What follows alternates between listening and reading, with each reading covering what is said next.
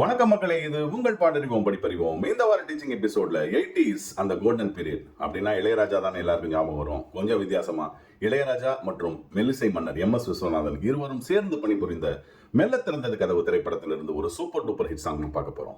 மிகப்பெரிய அளவுல ஒரு வெற்றி திரைப்படம். அந்த காலத்துல மோகனுக்கு வரிசையாவே எல்லாமே சில்வர் ஜூப்ளி ஹீரோ அப்படின்னு சொல்லுவாங்களே, எல்லாமே சில்வர் ஜூப்ளி. மெல்ல திறந்தது கதவு நிச்சயமா விதிவிலக்கு கிடையாது.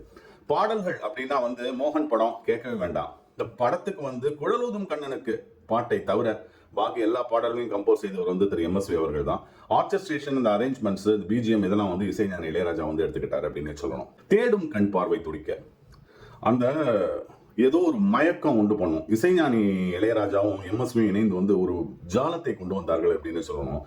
குறிப்பாக இந்த பாட்டுல ஒரு அபாயம் நடக்க போகுது அப்படிங்கிறது தெரிவிக்கணும். அதாவது அமலா இந்த பாட்டு முடிஞ்சதுக்கு அப்புறம் அந்த புதக்குடியில இது பண்ணி அவங்க இறந்து போவார்கள். அதை அந்த இசையின் மூலியமாக அந்த இன்டர்லூட்ஸ் மியூசிக் இருக்கு பாத்தீங்களா, அதுல இசைஞானி ரொம்ப தெளிவா சொல்லியிருப்பாரு.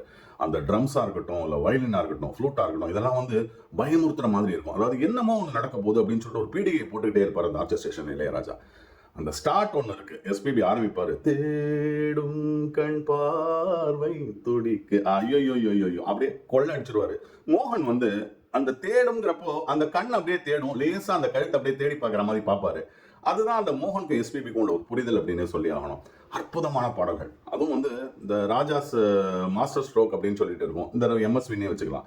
அந்த சரணம் முடிகிற அந்த ஒரு இடம் இருக்கு பாருங்க, அந்த பிரிட்ஜ் பண்ற இடம், கனிவாய் மலரே, அதுக்கப்புறம் வருவோம் பாருங்க, உயிர் வாழும் போது ஊடல் என்ன பாவம் அல்லவா. அப்பா அப்பா அப்பா அப்பா அப்பா அதுல என்னமோ பண்ணிடுவாங்க. இந்த மியூசிக் டைரக்டரா இருக்கட்டும், இசையா இருக்கட்டும், எஸ்பிபியா இருக்கட்டும், எஸ்ஜானியா இருக்கட்டும், என்னமோ செஞ்சிருவாங்க அந்த ஒரு 2 லைன்ல. அவ்வளவு ஒரு சிறந்த பாடல். இந்த மாதிரி அற்புதமான பாடல்கள்லாம் தமிழ் திரையுலகம் கொடுத்துருக்கு அப்படின்னு நினைக்கிறப்பே ரொம்ப ரொம்ப பெருமிதமா இருக்கு.